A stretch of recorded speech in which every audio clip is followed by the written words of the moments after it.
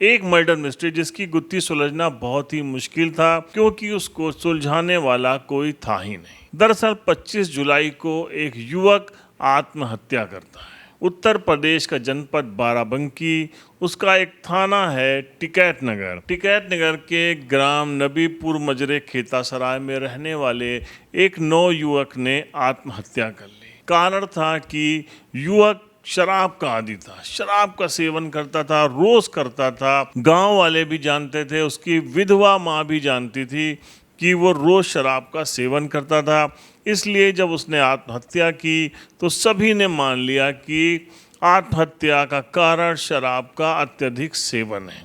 उसका शव मिला था लटकता हुआ घर की एक खिड़की से। इस पर किसी को इतराज नहीं हुआ।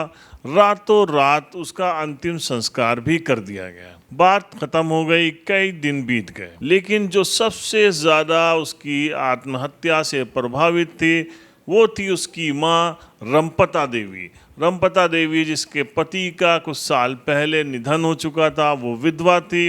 अब उसके बेटे ने भी अपनी लीला समाप्त कर ली। उसके जीवन में अब कुछ नहीं रह गया।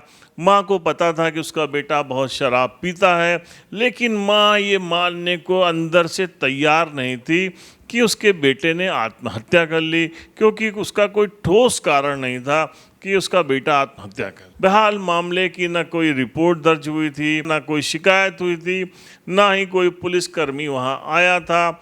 इसलिए इस मामले का खुलासा होना नामुमकिन सा लग रहा था। रमपता ने गांव के ही एक शख्स को अपना दर्द बयां किया तो उसने कहा कि तुम्हें लेके थाने चलते हैं। मां रमपता पहुंच गई टिकैत नगर थाने। वहां के प्रभारी निरीक्षक अंगद प्रताप सिंह से उसकी मुलाकात हो गई। मां रमपता ने बड़े साहब के सामने अपना पूरा दर्द बयां कर दिया और उसने कहा कि मेरा मन मानने को तैयार नहीं है कि मेरे बेटे ने आत्महत्या की है। कहीं ना कहीं साहब कुछ गलत हुआ है। अक्सर मर्डर जैसे मामले में लोगों को बैरंग वापस कर देने वाली पुलिस यहाँ पे संवेदनशील थी।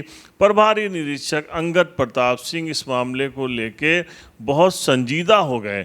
उन्होंने माँ की आंखों में छलक रहे दर्द को महसूस किया, उसकी पूरी बात सुनी, फिर अपने ऊपर के अधिकारियों से बात की, एक टीम बनाई और मामले की जांच शुरू कर दी। जैसे ही उन्होंने मामले की जांच शुरू की, मैनुअल और सर्विलांस इंटेलिजेंस से उनको बहुत सारी सूचनाएं मिलनी शुरू हो गई। अब पुलिस को लगने लग गया था कि ये आत्महत्या नहीं है। पुलिस की एक टीम बनी, पूरी टीम ने मेहनत की और मेहनत करते ही एक बड़ा खुलासा हो गया। आज पुलिस लाइन सभागार में पुलिस अधीक्षक दिनेश कुमार सिंह ने इस मामले का खुलासा किया तो सभी चौंक गए। दरअसल सिर्फ 1.5 साल पहले अयोध्या जनपद के रुदौली क्षेत्र की रहने वाली निशा नाम की एक लड़की से संजीत की शादी हुई थी। दरअसल शादी के कुछ समय बाद ही निशा का गांव में ही रहने वाले एक गिरजोधन नाम के लड़के से प्रेम प्रसंग शुरू हो गया।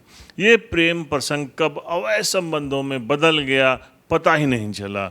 दोनों की मित्रता प्रगाढ़ हो गई और यहीं पे दोनों ने तय किया कि अब निशा के पति यानी संजीत को रास्ते से हटाना होगा। गिरजोधन का रोज घर में आना शुरू हो गया। वो शराब लेकर आता, खुद तो कम पीता लेकिन संजीत को बहुत ज़्यादा शराब पिलाता और शराब पीने के बाद जब वो बेहोश हो जाता तो निशा अपनी सास को बुला के लाती और कहती कि देखो तुम्हारे बेटे ने कितनी ज़्यादा शराब पी है कि ये होश में नहीं है। ये सब एक योजना का हिस्सा था। रोज़ ये कार्यक्रम चलने लगा। आखिर में ये तय किया गया और 25 तारीख को यानी कि 25 जुलाई को दोनों ने हद से ज़्यादा शराब के नशे में डुबो दिया संजीत को। जब संजीत के होश नहीं रहे तो उसका कपड़े से गला दबाकर हत्या कर दी और हत्या के बाद उसके शव को खिड़की से टांग दिया। गिरजोधन तो वहाँ से निकल गया। निशा ने ज़ोर ज़ोर से चिल्लाना शुरू किया कि उसके पति ने आत्महत्या कर ली। माँ भी आई, माँ भी बिलक बिलक के रोने लगी। निशा ने उसी वक्त अपने पिता केदारनाथ लोधी और भाई शिवराम लोधी को बुलाया और रात में ही इन लोगों ने मिलके अंतिम संस्कार कर दिया संजीत का। माँ को कॉन्फिडेंस में ले लिया कि तुम्हारा बेटा शराब के नशे में मर गया, अगर पुलिस आएगी तो पोस्टमार्टम के लिए ले जाएगी, इसलिए इसका रात में ही अंतिम संस्कार कर दिया जाए। गांव वाले भी ये मान गए, क्योंकि गांव वाले रोज देखते थे कि संजीत शराब के नशे में डूबा होता था। पुलिस ने संजीत की पत्नी और उसके प्रेमी को गिरफ्तार कर लिया है हत्या के आरोप में। वही निशा के पिता और भाई को भी सबूत नष्ट करने के आरोप में गिरफ्तार कर लिया गया है। तो इस तरीके से इस मर्डर मिस्ट्री से पर्दा उड़ गया, एक रहस्य पर्दा उड़ गया।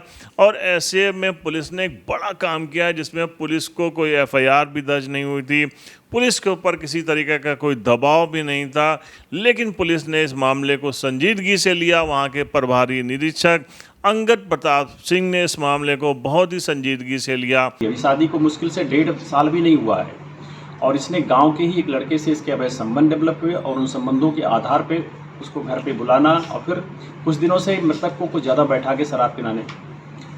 2-3 बार ऐसा भी किया कि ज़्यादा शराब पिला करके मृतक की माँ को बुला के दिखाना कि देखिए आपका बेटा रोज़ शराब पीता है, जिससे माँ को विश्वास हो जाए कि वो ज़्यादातर शराब पी के ही मरा होगा।